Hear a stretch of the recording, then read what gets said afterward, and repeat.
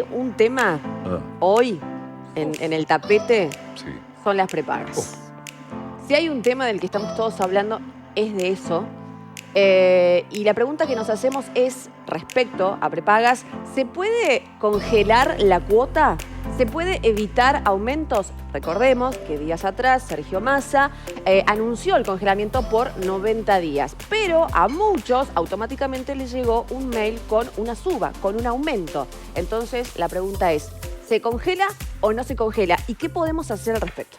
Bien, está con nosotros Romina Ríos, presidente de ONG Protectora. ¿Cómo va, Romina? Buenos días, ¿cómo les va? Bienvenida. ¿Cómo estás, Romy? Nunca charlar de temas livianos. No, nunca me ha tocado ninguno medianamente que no sea un ataque al bolsillo, lamentablemente. Sí, la parte de la información, eso es fundamental y ayuda un montón, pero bueno, generalmente va todo lo ligado al consumo, va atado a lo que son precios, tarifas y sobre todo aumentos, porque nunca hemos visto que haya retrocedido alguno de los aumentos pautados en alguno de los ámbitos de los que hemos hablado. Y uno como ciudadano siente, que ya lo vamos a hablar, que quedás como rehén en el medio de pujas, de peleas, de cuestionamientos que se entienden, que son válidos, que decimos no estamos en contra de eso, pero vos como ciudadano común, que crees que no tenés muchas herramientas para defenderte, que hacen en el medio y te sentís un rehén de la situación, es la verdad. Y en este caso en el que vamos a tocar hoy, que es un tema tan delicado como es la salud.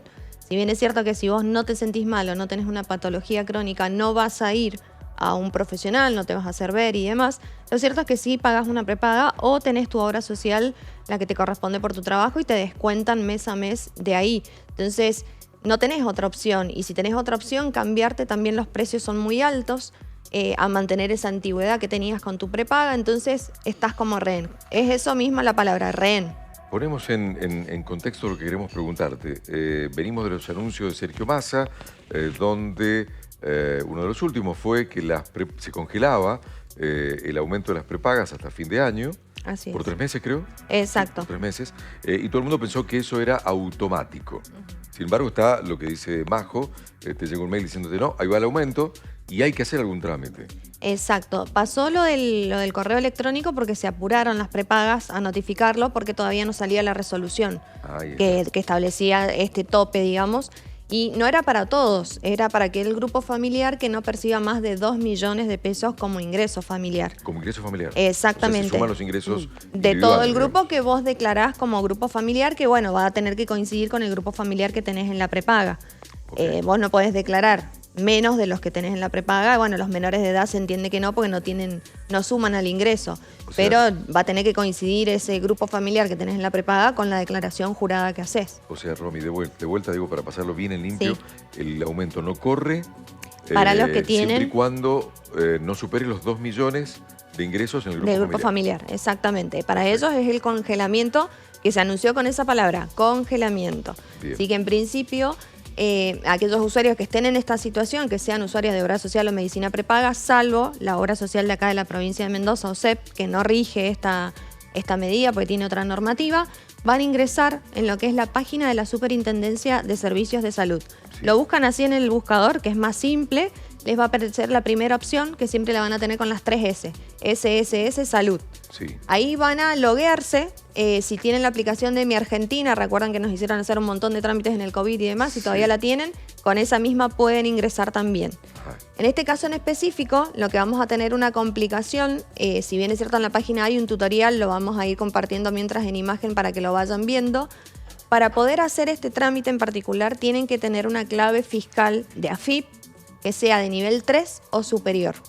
La de nivel 2 no va a servir para adherir a este nuevo régimen, digamos. Se llama adherir porque así figura dentro de las opciones.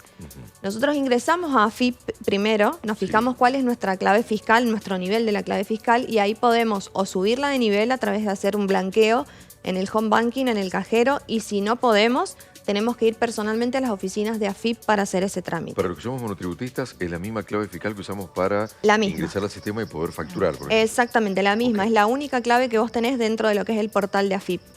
Una vez que vos entres al portal de AFIP, vas a ir a un apartado específico que tenés una opción que es el administrador de relaciones. Tocas esa opción y sería como el abanico de opciones que vos vas a tener para poder hacer trámites dentro del portal de AFIP o relacionados a AFIP. Dentro de ellos vas a tener en la quinta opción aproximadamente la opción de la superintendencia. Vas a tocar la superintendencia y vas a adherir esa opción a lo que es AFIP. Una vez que la tengas adherida, directamente cerrás esa sesión y te vas de vuelta a la superintendencia. Y allí vas a tener una opción muy específica, apenas entras, vas a tener para todo lo que son los médicos, las prepagas y demás, y un cartelito específico que dice usuarios. Ingresas, ahí lo están viendo justo en pantalla, ingresas en donde dice usuarios y ahí te va a decir la cantidad de opciones que vos tenés. Vas a tener para hacer trámites, para hacer denuncias, para hacer reclamos. Cuando vas a la opción de trámites, ingresas dentro de los trámites que tenés que hacer y en la parte específica van a tener ahí la certificación de ingresos. Esa es la opción que van a tener que usar para este caso. En la certificación de ingresos les va a abrir otra opción más que va a decir, les va a explicar básicamente de qué se trata el formulario. Ponen iniciar trámite y allí inician todo el trámite. Lo que van a hacer es llenar mes por mes cada declaración jurada. Del 1 al 20 está abierto este portal para que lo puedan hacer. Si se les pasó esa fecha, ya por ese mes no lo van a poder hacer. Entonces van a tener el no congelamiento, van a tener el aumento para todos y el aumento general que hay para todos los grupos familiares que establece este índice de medicina prepaga que hay, que es el índice de costos de salud que se ha utilizado desde todo este año.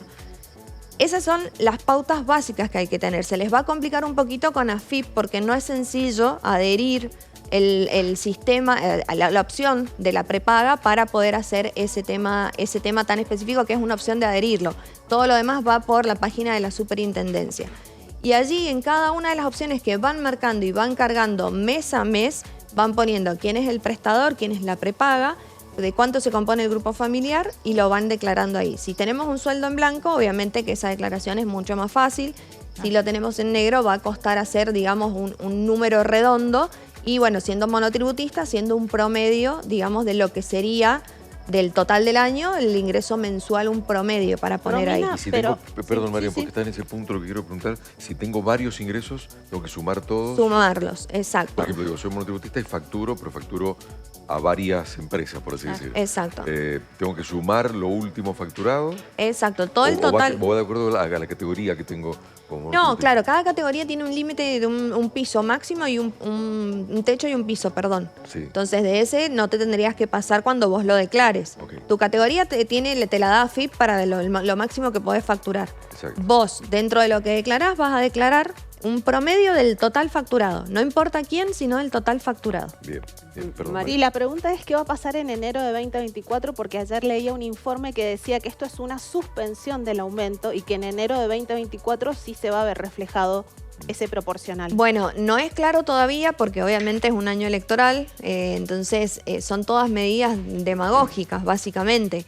Yo creo que la mayoría de los usuarios no va a adherirse a este congelamiento porque ya desconfían de un montón de este tipo de medidas, como fue en su momento el año pasado la segmentación de las tarifas. ¿Vos decís que no va a adherir porque después tiene miedo de verlos reflejados? Sí, va a tener una preocupación de qué pueda pasar o para qué vayan a ser tomados sus datos. ¿Conviene entonces, Romy? Depende del grupo familiar y la economía que esté teniendo. La verdad que hay muchas familias que pagan una cuota altísima por la prepaga y que necesitan seguir manteniendo las prestaciones, por lo que les decía recién, si tienen algún paciente crónico o algún paciente oncológico o alguno con tratamiento prolongado en el tiempo, las de la fertilización, y necesitan tenerlo, entonces se van a adherir ahí necesariamente. Sería significativo, entonces ahí por ahí sí se van a adherir. Pero exactamente. Qué complicado, ¿no? Porque hasta para entrar, digo, esto qué...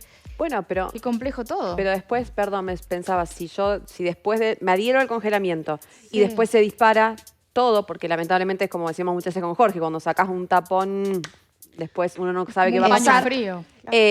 Puedo rescindir, puedo darme baja, puedo bajar de plan. O sea, no estoy obligada porque yo me adherí al congelamiento, después tengo que acatar cualquier pero como normativa. Es mes a mes, quizás al otro mes decís, bueno, no, la verdad es que... La idea, sería esa. Lo que pasa es que el tema salud es muy delicado. Entonces uno ir viendo mes a mes si sigo o no sigo, si me cambio a otra o no me cambio a otra, es un tema bastante complicado. El problema del congelamiento es que muchas veces se dice congelamiento y después la letra chica de la normativa no aplica como congelamiento. Pasó, no sé si se acuerdan, con los planes de ahorro, que era el diferimiento. Entonces les reducían un poco la cuota, pero se las cobraban al final del plan. Claro. Y en muchos casos actualizadísima, con una tasa de interés muy alta. ¿En este caso puede pasar lo mismo o no? Y podría pasar si es que las prepagas quieren hacer ese cobro de todo lo que quedó congelado. Es como que sería, perdón Romy, te entiendo ahora, sería como que vos después tenés una deuda. Por eso te digo, Claro. lo tiene que aclarar la letra de la resolución para que justamente no traiga este tipo de inconvenientes. Es decir, si cambia o no la gestión, no lo sabemos después de las elecciones nacionales, pero lo vamos a saber en enero y en enero, bueno, ahí van a tirarse la pelota unos con otros. Si lo va a adoptar el Estado Nacional como una deuda propia y va a afrontar ese congelamiento, eso es otro tema. No tendría Romy, efecto en las cuotas de los ¿Se puede usuarios. tomar algún tipo de recaudo como usuario, Romy? ¿Qué sé yo?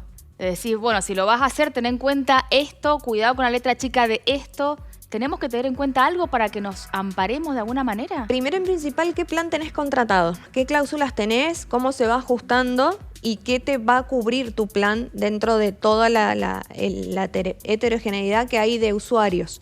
Porque con lo que ha pasado ahora con los profesionales que cobran las consultas particulares, a modo particular, no se sabe también qué vaya a pasar. Si bien es cierto que es un tiro y un afloje, ya han ido de a poco, en cierto modo actualizándoles esa consulta, por eso hay muchos que ya están trabajando con normalidad. Claro.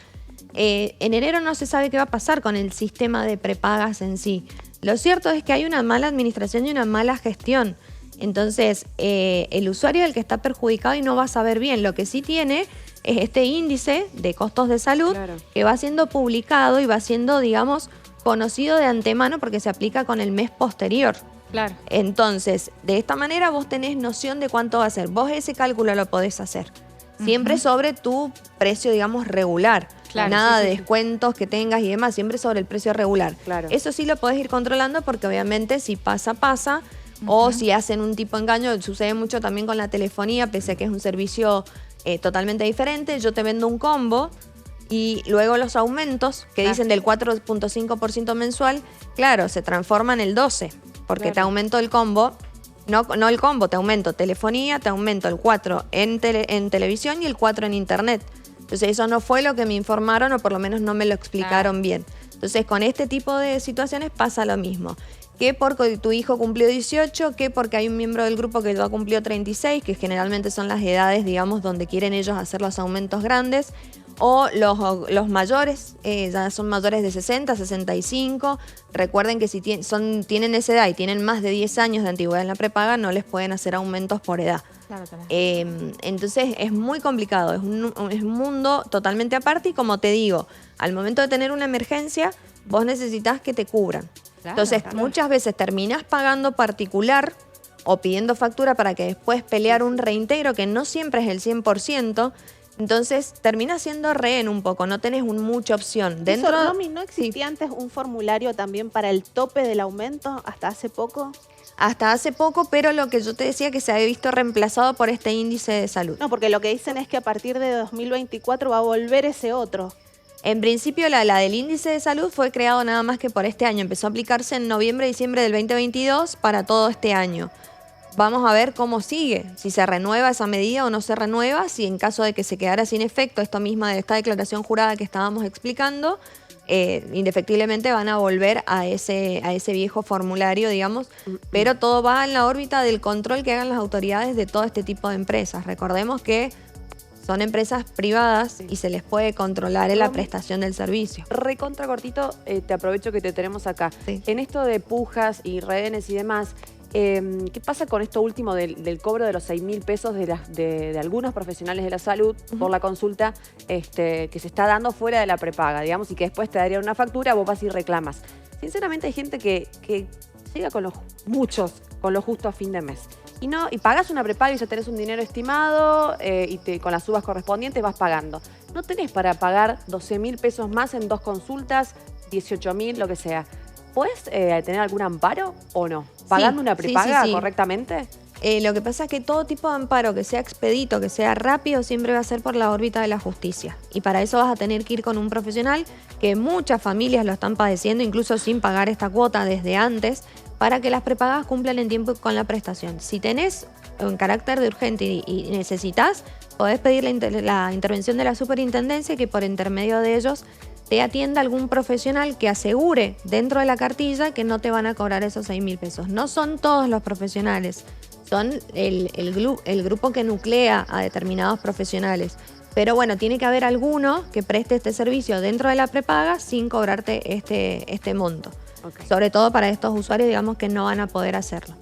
Gracias, Romy. Un placer tenerte siempre y gracias por responder todas nuestras inquietudes. Gracias a Romy, ustedes. Gracias.